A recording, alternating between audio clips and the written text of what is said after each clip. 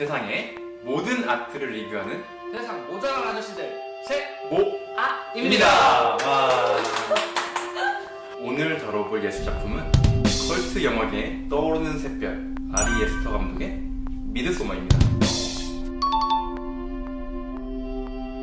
아리 에스터 감독 들어보셨나요? 아니요, 이번에 처음 들어봤는데 그 아리 에스터라는 이름을 들을 땐 자꾸 그 왕자의 게임 아리아 스타크가 떠오르는데 네, 1986년생으로 젊은 미국의 감독이고요. 굉장히 젊네요. 2018년에 이제 첫 장편 영화인 유전으로 굉장히 호평을 받으면서 이제 주목을 받기 시작했고, 개인적으로 이번 작품을 선택한 이유도 유전에서 그런 엄청난 디테일과 또 스토리를 쌓아가면서 한 번에 터뜨리는 그의 연출 방식을 좀 제가 굉장히 인상 깊게 봤거든요. 그래서 미드소마를 한번 하면 좋겠다 해서 선택을 했는데, 다들 어떻게 보셨나요? 미드소마요? 뭐 좀 불편해. 무서워서 사전 조사를 줄거리 같은 걸 좀 미리 알아보고 다시 봤던 것 같아요. 사전조사는 무슨 사전을 펴놓고 아, 예? 미드소마라는 영화가 개인적인 감상으로는 이제 공포와 비극에 대해서 얘기를 한다고 생각을 하는데, 그죠. 네, 공포에 대해 얘기를 해보면 사실 이 영화 자체를 공포 영화라고 보기에는 애매한 부분이 좀 있긴 하죠. 전형적인 공포 영화의 특성을 따라가진 않죠. 그렇죠. 공포의 종류에 약간 무지에 대한 공포와 인지에 대한 공포가 있다고 치면은 이 영화는 약간 후자를 보여주는 작품이 아닌가. 예를 들어서 이 영화를 보다 보면 다음에 무슨 일이 일어날지 대충 알잖아요. 그렇죠. 일부러 그렇게 연출을 했고 네. 엄청난 곡선들도 많잖아요.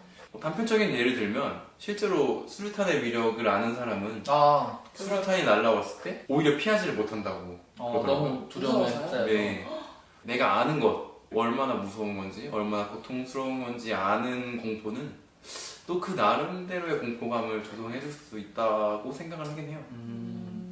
개인적으로 공포 영화를 그렇게 좋아하는 편은 아니었거든요. 네. 왜냐면 공포 영화 자체가 호불호가 일단 많이 갈리는 편이고, 또 이런 특정 시간대, 보통 여름 특정 계절을 좀 타는 영화죠. 그렇죠. 그리고 아무래도 다른 영화들보다 예산적으로 좀 저예산으로 제작하기도 쉽고, 특정한 공포 영화만의 그런 게 있잖아요. 그 공식이라고 해야 되나? 그래서 클리셰들이죠. 네, 그런 게 이제 유행을 하는 것들, 뭐 좀비라던가, 뭐 깜짝 놀래키는 점프 스퀘어나, 뭐 고어, 파노라마 액티비티나 뭐 이런 거에 한창 유행할 때 핸드헬드, 뭐 이런 것들이 있는데, 그런 것들이 대중화되면 사실 공포 영화는 좀 끝물이라고 생각을 하거든요. 스토리 없이 그런 것만 사용해서 이제 공포만 주려고 하는 영화들이 너무 양산되다 보니까 제가 그렇게 안 좋아했었는데, 이거는 되게 놀랐어요. 왜냐면 어두운 배경도 밝은 배경 현상, 네. 그리고 뭐 정말 아까 말씀하신 대로 그냥 다 얘기를 해주죠. 나 결말 그림으로 복선을 쫙 깔아서 이렇게 해주니까 이게 과연 먹힐 수 있을까? 처음엔 그렇게 생각하고 봤는데 먹히더라고요. 새로운 장르의 시도였던 것 같아요. 그죠? 진짜 신선하기는 정말 최고였던 것 같아요. 신선도로 치면 신선도로 치면 실제로 연출도 굉장히 느려요. 영화 러닝타임도 굉장히 길고 맞아요. 2시간이 넘죠. 연출 자체도 빵빵 터지는 게 있는 게 아니라 조금씩 쌓아간 다음에 한 번에 빵 터트리고 끝나는 그런 느낌이죠. 느낌. 네. 네. 그 절벽이 나오기 전까지 정말 지루했어요. 저는 솔직히 말하면. 그죠. 이게 뭘 말하는 건지 모르겠고, 이 전개가 뭔가 주인공의 그 슬픔에 그렇게 막 빠져서 그거를 그렇게 늘려서 보여줄 필요가 있나? 약간 그런 생각도 조금 들기는 했었거든요. 근데 이 영화를 전체적으로 보면 그런 것들이 다 굉장히 필요한 연출이었고, 다 보고 나면. 네, 그쵸. 그렇죠. 이 영화에서 그려지는 대부분의 관객들이 느끼는 감정은 비극이잖아요. 저는 그 니체가 얘기하는 그런 그리스의 비극을 좀 떠오르게 하더라고요. 그리스의 비극, 그러니까 즉 디오니소스적인 거는 너 때문에 내 흥이 다 깨져버렸잖아. 그리스 예술의 디오니소스적인 것, 즉 비극이 말하는 것은 개인의 고뇌와 방황이 존재하고 그 개인이 다시 집단으로 돌아가는 경험을 통해서 그런 개체들의 선이 깨지고 무너지고, 그리고 집단 속에 녹아들 때 그런 마음 속에서 기쁨과 황홀감을 느낀다고 정의를 하거든요. 미드소마의 얘기네요. 그렇죠. 그리고 또 디오니소스는 축제의 신이고 실제로 고대 그리스 시대에 디오니소스가 소외층과 여성들에게 지지를 많이 받는 신이었대요. 그리고 그런 여신도들을 마이나데스라고 칭했는데 해석을 하면 미친 여자들이에요. 미친 여자들. 그래서 실제로 영화에서도 이제 주체적으로 사건을 이끄는 시브나, 마야, 그 주인공 데니 같은 경우들은 다 여성이죠. 생각해보면 이런 순환, 원 이런 걸 중시하는 공동체 집단에서는 그 공동체 내에서 여성이 차지하는 지위나 그런 위치가 되게 중요시되고 좀 높은 것 같기도 합니다. 왜냐면 순환에서 빠질 수 없는 게 바로 여자들, 잉태 그쵸. 이런 거기 때문에. 그렇죠. 우선 제작비가 900만 달러 정도였어요. 9. 네. 그리고 북미 박스오피스 그만. 네. 북미 박스오피스 2,700만 달러 기록했고요. 월드 박스오피스는 4,600만 달러 이상의 수익을 얻었다고 해요. 국내 관객 수는 약 9만 명 정도. 인디펜던트 스피릿 어워드 촬영상에 노미네이트 되었었고요. 고성 독립영화상, 각본상이랑 여우주연상 후보에도 노미네이트 되었었다고 합니다. 네. 이 영화가 평론가랑 관객의 평가에서 굉장히 극단적으로 그렇죠. 나뉜다고 해요. 근데 저는 개인적으로 그냥 일반 관객의 그 평가에 조금 더 비슷한 것 같아요. 공감이 공감이 되더라고요. 그렇죠. 평론가의 저게 좀 어려웠어요. 저는 이해하기가. 공포 영화를 좋아하는 사람들에게도 그렇게 인기가 있을 만한 작품은 아니었을 수가 있어요. 그렇죠. 공포 영화를 좋아하는 사람의 일반적인 특징이니까 아까 말했던 그런 부분들을 좋아해서 공포를 선호하는 건데 그쵸. 그런 요소들이 없다 보니까 좀 인상 깊던 배우가 있었을까요? 전 아무래도 주인공인 플로렌스 가 배우의 이전 작품으로 제가 본 거는 작은 아스들이었거든요. 거기서 나왔던 밝고 뭔가 철부지스럽고 셋째 딸의 그런 모습을 되게 잘 해서 그런 역할을 주로 할 수 있을 거라고 생각을 했는데 이 영화를 보고 이 영화 굉장히 충격적이었죠. 연기의 폭이 굉장히 넓은 배우인가 보네요. 또 이번에 개봉하는 블랙 위도우는 또 액션적인 그죠. 면이 그쵸. 많이 있기 때문에 앞으로가 기대되는 배우일 그죠. 것 같아요. 나이도 어려요. 96년생이었나? 진짜요? 굉장히 어린 친구네요.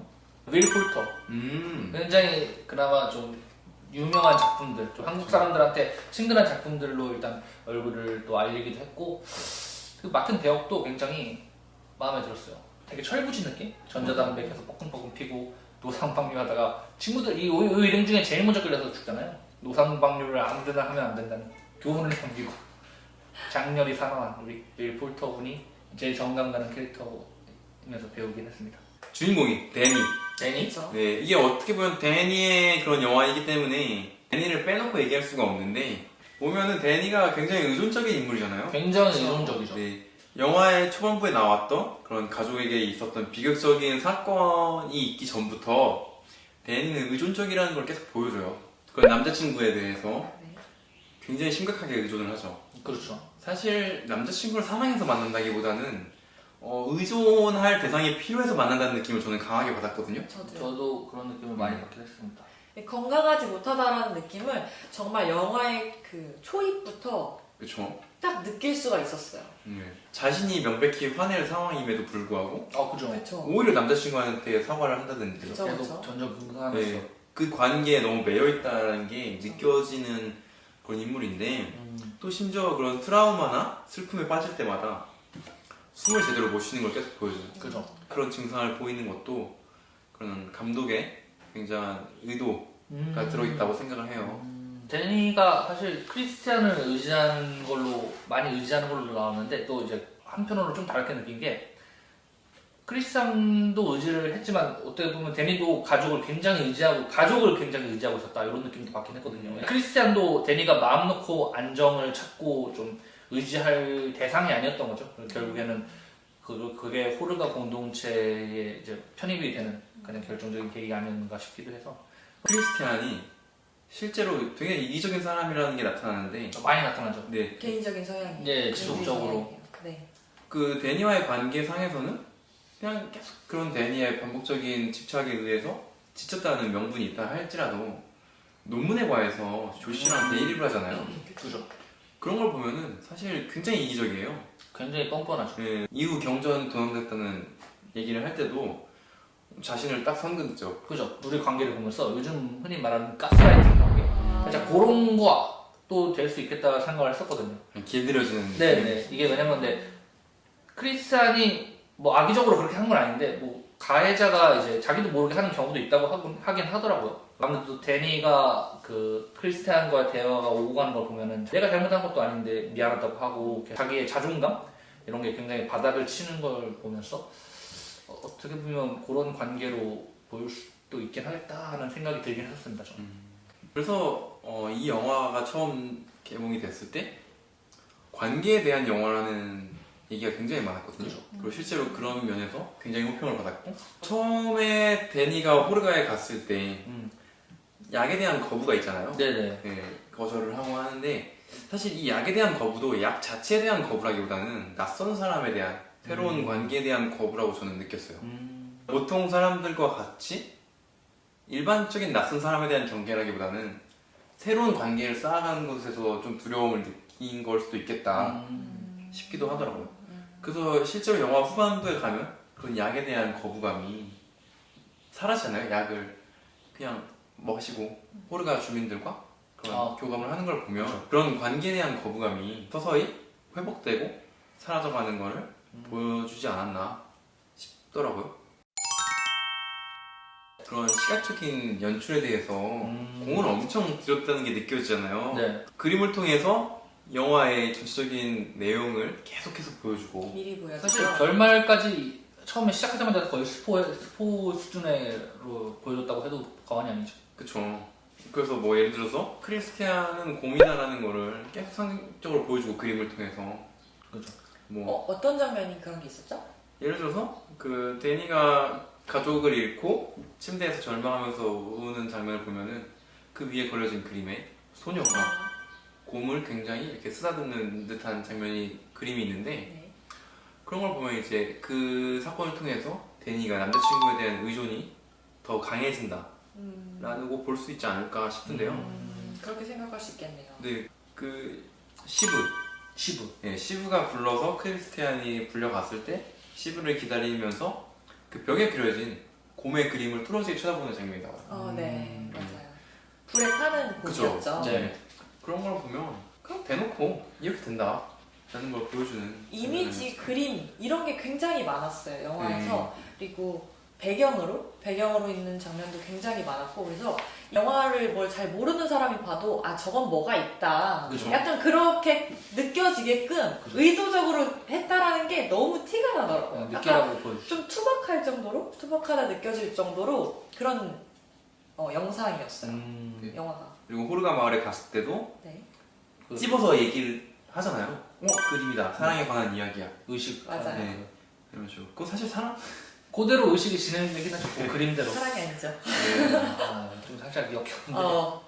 상징적인 것도 굉장히 많은데 처음에 오프닝 장면에서 그런 눈이 내리고 어두움을 계속 보여주죠. 네.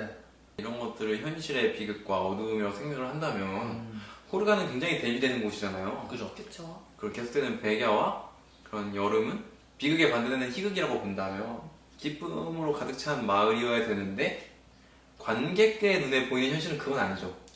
그렇죠. 이질감이 그들한테는 정말 행복이고 거기가 낙원일지 모르겠지만 일반 우리 관객의 입장에서는 그게 과연 그쵸. 행복인가? 그 밝음인가?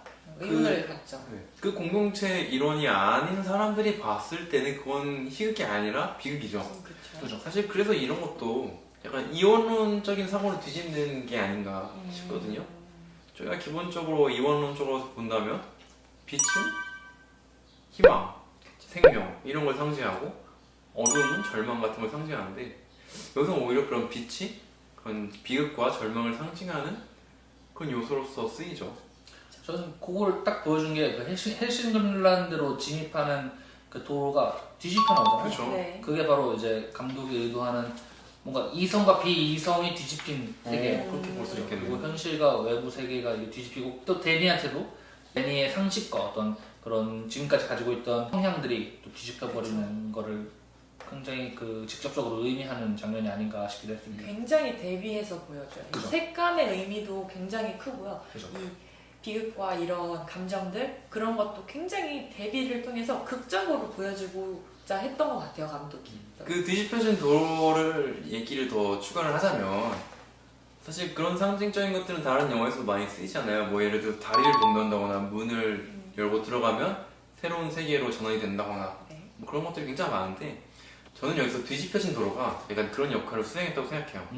그런 현실 세계와 구별되는 다른 세계로의 입장을 상징하고 시작인 거죠. 네, 또 그렇게 일직선이잖아요, 그 도로가. 네. 그 일직선의 도로는 그 길이 뒤집힌 걸 알면서도 따라가야 되는 관객과 그 인물들을 상징하지 않나.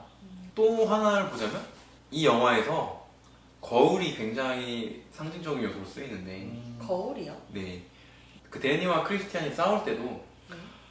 데니는 얘기하고 크리스티안은 거울에 비춰져서 얘기를 해요. 그리고 이제 데니도 같이 스웨덴에 간다는 결정이 있고 나서 친구들과 대화를 할 때도 친구들은 얘기하고 데니와 크리스티안은 거울에 비춰진 상태로 얘기를 하죠. 그리고 호르가의 마을에서도 굉장히 거울에 비친 것 같은 데칼코마니적인 구도가 많이 있거든요. 아, 네. 네, 건물이라든지 혹은 인물의 배치라든지 그렇죠. 대칭이 잘 맞죠? 네. 되게. 그런 걸 보면 이 거울이라는 게 그건 내 모습을 비추는 것 혹은 서로의 모습을 비추면서 공감해주는 호르가의 삶 이런 것들을 좀 상징하지 않나 싶기도 하고 그런 면에서 본다면은 도로도 원래 원본이 아닌 거울에 비친 그런 상으로 볼 수 있지 않을까. 네, 일단 저희가 준비한 내용이 길어져서 오늘은 여기서 마무리해야 될 것 같고요.